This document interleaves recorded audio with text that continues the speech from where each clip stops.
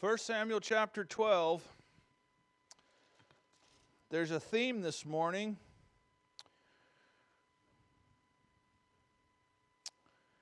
And Brother Cleon read it in Psalm chapter 31. For thou art my rock and my fortress, therefore for thy name's sake, lead me and guide me. Remember that phrase, for thy name's sake.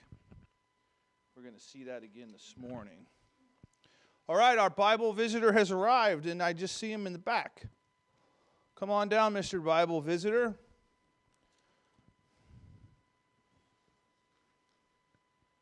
Let me get you a chair. I don't see a chair. You're going to have to stand. I'm sorry. You look very frail and old, but you're going to have to stand. Oh, it's true. I'm pretty old now. But, I think my best days are in front of me. Yeah. I could probably still, hack a pagan king to pieces if God needed me to do it. We'll see. Seems stressful. Why would you need to hack a king into pieces? I don't What know. kind of...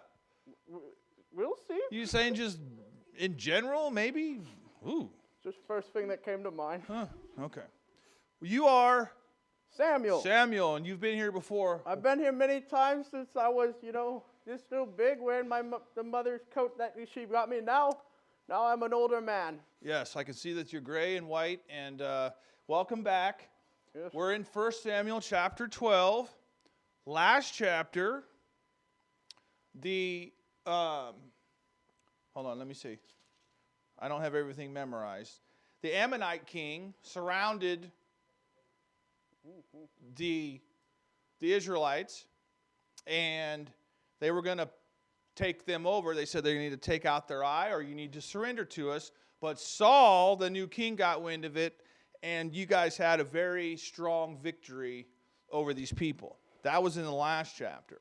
Chapter 12, you're basically going to bring everybody together and give them a big speech. And in verse 1, if you read with me chapter 12, and Samuel said unto all Israel, Behold, I have hearkened unto you your voice in all that you have said unto me, and have made a king over you. Now you're going to give a big speech to them. What do you want to tell these people? You're pretty much on your way out, is what you're saying. Well, it seems like I keep trying to retire, but people keep not doing what they're. No one's coming in and taking advice. First, my sons were doing wrong, and I was needed to come back. They were supposed to kind of take over.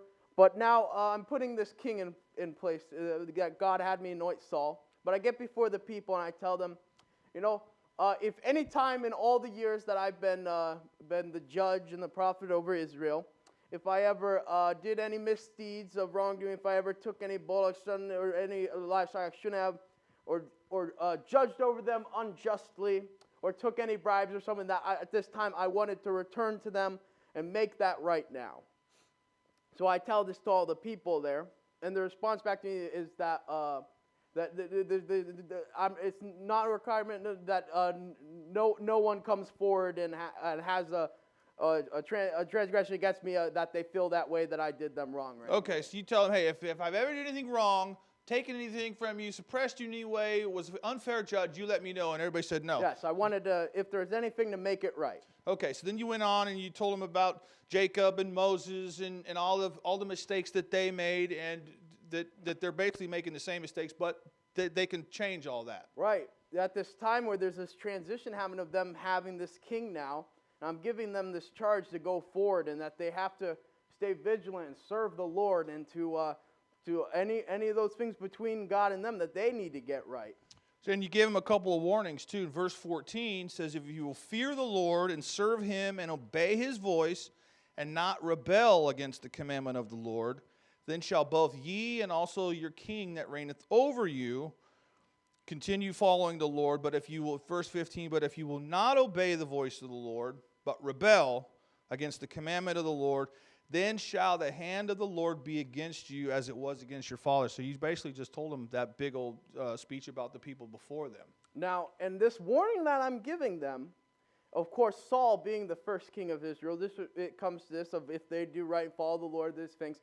But this won't stop just here. This is for generations and kings to come. For if they fall away from the Lord, then he will have his hand against them.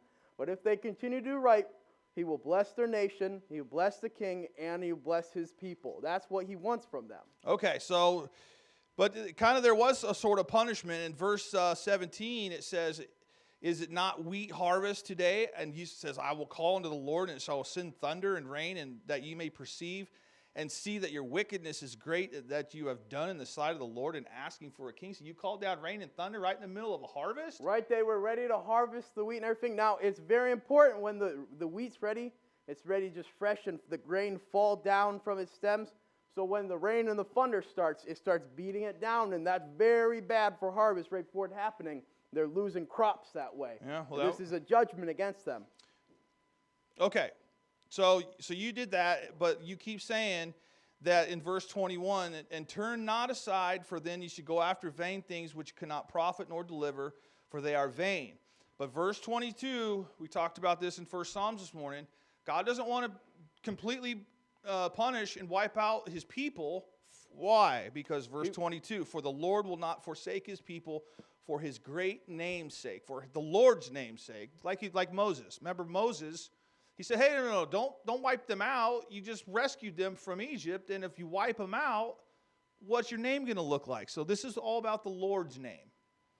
And so then you keep giving them a speech. In verse 24, you said, only fear the Lord and serve him in truth with all your heart, for consider how great things he hath done for you. But if you shall still do wickedly, you shall be consumed, you and your king. So you gave this massive speech to them, and you told them that they are going to be consumed and their king if they continue to do wickedly. That's right. If they follow the Lord, and if they are careful in doing what he asks of, but if they turn away, no, he will deal against them. He will deal with that, and he will punish them. He wants them to turn back and have this relation with them. But this warning, like I said, for the next generation after generation, this is how it will be, and this is how God will continue to deal with them if they do not serve him. Amen. And I mean, that's for them. That's for us. I mean, that's warnings for us. Okay, Mr. Samuel, we're glad that you stopped by once again, and I don't know if you're going to get your wish to, what did you say? Retire. Chop up a king or something? Why would you want to do that? Pastor? You've been listening to a message from the pulpit of Town Center Baptist Church in Happy Valley, Oregon. We invite you to come visit us at 10505 Southeast 85th Avenue in Happy Valley. If we can be of help to you, please call us at 503-659-4494. We wish you God's very best.